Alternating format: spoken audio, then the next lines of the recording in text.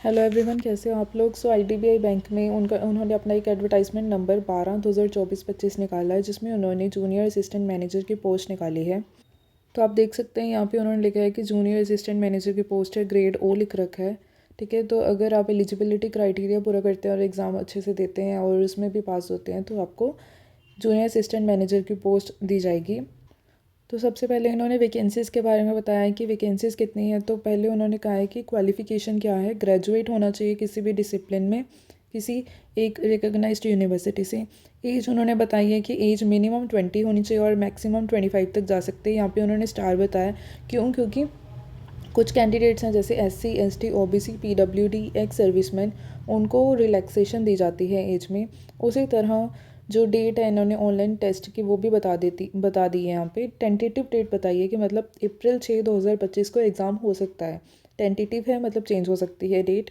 इसके अलावा उन्होंने नंबर ऑफ़ वैकेंसीज भी बताई हैं, 650 है। ये नंबर कम ज़्यादा हो सकता है, बैंक पे डिपेंड करता है। उसके बाद इन्होंने बताया कि ये वाली जो पोस्ट्स हैं 650, उन्होंने डिस्ट्रीब्यूशन बताई है कि किस किस कैटेगरी के लिए कितनी पोस्ट रिज़र्व की गई हैं। उसके बाद जो ब्रॉड टाइमलाइंस है इनकी, तो उन्होंने पहले ये बता दिया है कि मार्च 1 2025 जो है ये एक इनकी कट ऑफ डेट है। मतलब कि किसी भी तरह का क्राइटेरिया फॉलो कर रहे हैं कि आप एज को लेके, मतलब इतनी एज होनी चाहिए 20 साल की एज, तो मार्च 1 2025 तक होनी चाहिए आपकी। और इसके अलावा जो क्वालिफ़िकेशंस है, मान लीजिए आप ग्रेजुएट अभी मार्च 1 2025 तक नहीं हुए हैं तो आप अप्लाई नहीं कर सकते हैं। उसके बाद होने वाले ग्रेजुएट अप्लाई नहीं कर सकते हैं। ठीक है, उसके बाद बता रहे हैं कि रजिस्ट्रेशन की फ़ीस, सबमिशन ऑफ एप्लीकेशन की जो डेट है वो है मार्च 1 2025 से 12 मार्च तक है। और इसके अलावा पेमेंट की भी डेट यही है, मार्च 1 2025 से 12 मार्च 2025 तक। और टेंटेटिव डेट इन्होंने बताई है एग्ज़ाम की अप्रैल 6 2025। और इसके बाद एजुकेशनल क्वालिफ़िकेशन में फिर उन्होंने ये लिखे कि कोई भी ग्रेजुएट होना चाहिए किसी रिकॉग्नाइज्ड यूनिवर्सिटी से। उसके बाद उन्होंने बताया कि कैंडिडेट को प्रोफिशेंट होना चाहिए कंप्यूटर्स में। और इसके अलावा रीजनल लैंग्वेज, मतलब कि बैंक क्योंकि ऑल ओवर इंडिया में है, तो जहाँ पे भी उनकी पोस्टिंग होती है उनको उस जगह के रीजनल लैंग्वेज से प्रोफिशेंट होना चाहिए।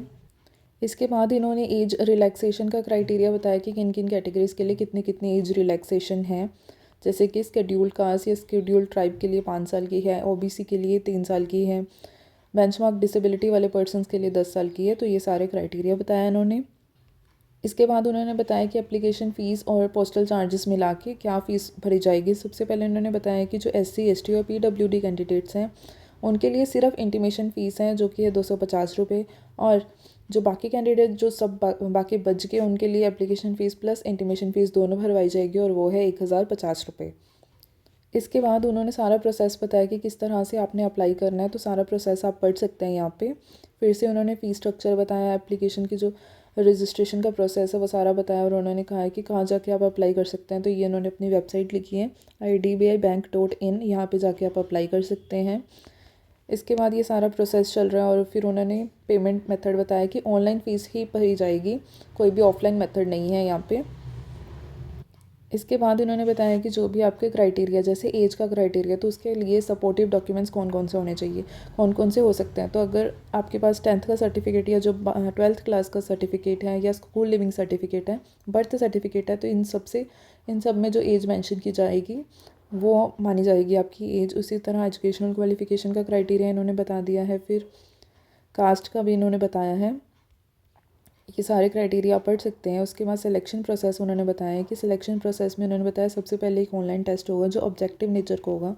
सबसे पहले उन्होंने टेस्ट में बताया कि कौन कौन से सब्जेक्ट आएंगे। सबसे पहले आएगा एक लॉजिकल रीजनिंग, डेटा एनालिसिस और interpretation, English language, quantitative aptitude और जनरल इकोनॉमी, बैंकिंग अवेयरनेस। ये सारे सब्जेक्ट आएंगे। इनके क्वेश्चंस बताए हैं, इनके मार्क्स बताए हैं। सारा क्वेश्चन एक एक नंबर के होंगे। टाइम अलॉटेड हर एक सेट के लिए, हर एक सब्जेक्ट के लिए अलग अलग टाइम अलॉट किया गया है। ठीक है, तो सेक्शनल टाइम दिया गया है यहाँ पे। इसके बाद इन्होंने बताया कि नेगेटिव मार्किंग भी होगी, 0.25 मार्क्स, मतलब कि 1/4 मार्क्स काटे जाएंगे। 4 अगर क्वेश्चन कर लेते हैं तो 1 नंबर काटा जाएगा।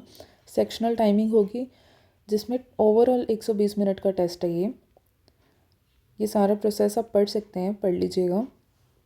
इसके बाद इन्होंने जो प्रोग्राम फ़ीस होती है, कोर्स का प्रोग्राम है, उसके बारे में भी डिटेल में बताया है। ये 30 लाख रुपए का ये जो प्रोग्राम है, तो ये भी डिटेल में आप पढ़ लीजिएगा पहले। अप्लाई करने से पहले। और जैसे बैंक अवेलेबल कराता है कि जो SC ST और OBC एप्लीकेंट्स हैं उनके लिए इन्होंने प्री एग्ज़ाम ट्रेनिंग यानी कि PET का भी ऑर्गेनाइजेशन करवाया है। तो वो लोग जो SC ST और OBC कैटेगरी को बिलोंग करते हैं वो इसके लिए अप्लाई कर सकते हैं। इसके बाद कुछ अनेक्स्चर्स हैं जिसमें बताया गया है कि किस तरह के डॉक्यूमेंट्स आप अपलोड कर सकते हैं, क्या क्या क्राइटेरिया होता है, तो ये भी पढ़ लीजिएगा। तो ये थी important notification about IDBI junior assistant manager. Thank you so much.